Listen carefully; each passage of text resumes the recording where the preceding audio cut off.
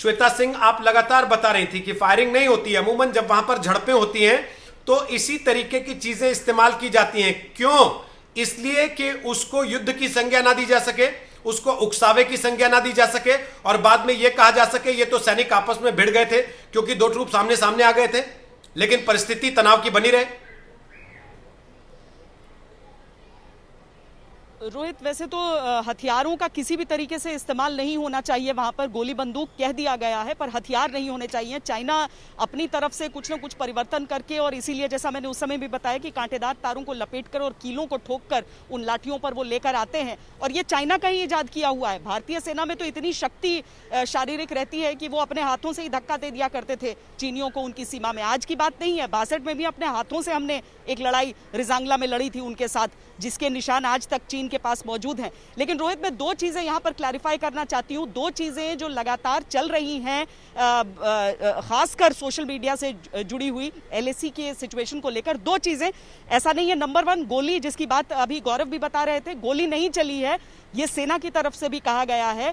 और दूसरी चीज, रिटेलिएशन में चीनी नहीं वहां पर कैजुअल्टी हुए हैं, बल्कि उसी घटना के दौरान जो हाथापाई हुई है भारत और चीन के सैनिकों के बीच, चीन की तरफ भी कैजुअल्टी हुई है। भारतीय सेना की तरफ से यह कहा गया है। अब हम इंतजार कर रहे हैं कि क्या चीन इस चीज को एक्सेप्ट करेगा या नहीं, और वो आंकड़े क्या बताते हैं, क्योंकि इतना ज्यादा पारा इस समय वहां पर हाई है, इतना ज्यादा तनाव वहां पर है कि लगातार बातचीत रुक कर वहां पर हो रही है। सवेरे से जब से चीन की तरफ से कहा गया, तब जब से शुरुआत हुई है, वो इस समय भी वहां पर बातचीत ये चल रही है कि किस तरीके से इसे कम किया जाए। लेकिन रोहित, एक बहुत बड़ी चीज मैं यहां पर जरूर कहना चाहूंगी, और ये हर फौजी इस बात को मानेगा कि अब लड़ाई जो है वो जमीन की नहीं रह गई है।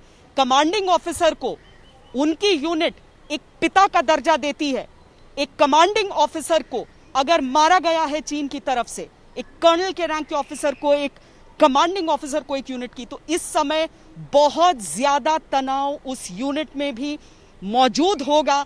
और ये बहुत वाजिब बात है कि उनकी तरफ से ये जानना वो पसंद करें कि वो किस तरीके से इसका बदला ले पाएंगे। ये सिर्फ जमीन की लड़ाई नहीं रह गई है, कमांडिंग ऑफिसर पर इस तरह का आक्रमण, इतने सीनियर अधिकारी पर जिसे पिता का दर्जा उसके सैनिक देते हैं, उस पर इस तरह का आक्रमण इस समय भारत के सामने बहुत बड़े सवाल खड़ा करेगा, चाहे किसी भी स्तर की मीटिंग हो जाए रोहित। लेकिन सबसे पहले जिसकी बात एक सैनिक सुनता है एक यूनिट के अंदर, वो होता है उसका कमांडिंग ऑफिसर, जो न सिर्फ उसका एक लीडर होता है सैन्य एक्सरसाइजेज में, बल्कि एक पिता की तरह उसकी सारी जरूरतों का ख्याल रखता है। इसीलिए अभी जो असमंजस है और अभी जो मुश्किल है वो इस बात की भी है, भारत और चीन के बीच अगर बातचीत चल रही है तो इस बात को लेकर भी बहुत जोर हो रहा है कि क्या किया जाए, इस तनाव को कैसे कम किया जाए।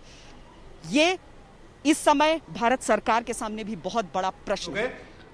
चीन की तरफ 5 लोगों की मौत हुई है और साथ ही साथ 11 जवान वहां पर घायल हुए हैं, यह ग्लोबल टाइम्स की रिपोर्ट इस समय कह रही है। श्वेता, और कुछ जानकारी जो आपके पास आ रही हो इस समय इस घटनाक्रम को लेकर, या जो बैठक रक्षा मंत्री और विदेश मंत्रालय की अभी तक हुई है उसको लेकर?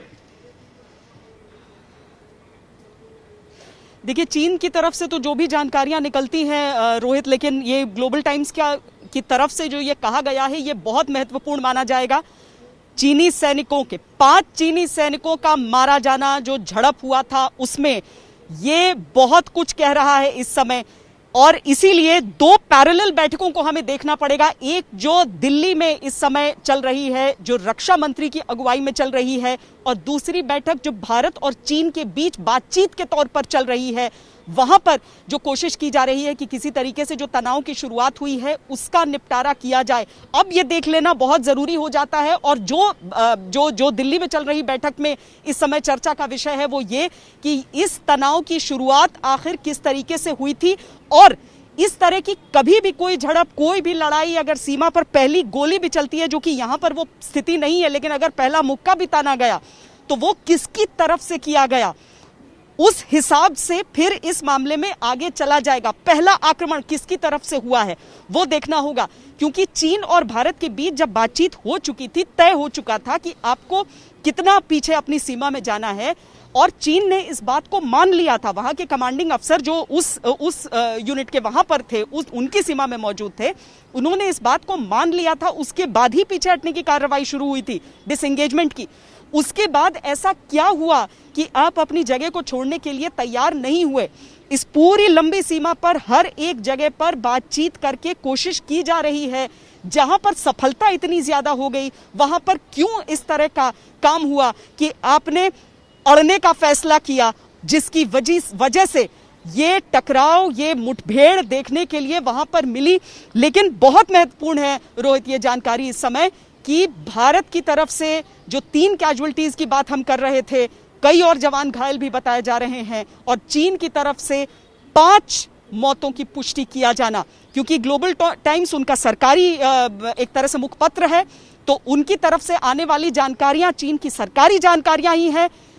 चीन के 5 सैनिक मारे गए इस हाथापाई में, इस मुठभेड़ में, और उसके साथ ही 11 उनके जो सैनिक हैं वो बुरी तरीके से घायल बताए जा रहे हैं। जाहिर है तनाव दोनों तरफ बहुत अधिक है, और ये बहुत दुर्भाग्यपूर्ण है कि पिछले 45 साल में जो इस तरह का वायलेंट, इस तरह की हिंसात्मक टकराव कभी नहीं देखने को मिला लाइन ऑफ एक्चुअल कंट्रोल पर, वो आज ऐसी परिस्थिति हमें देखने के लिए मिल रही है जहां पर भारत ने भी अपने अफसर समेत कुल 3 लोगों को गंवा दिया है।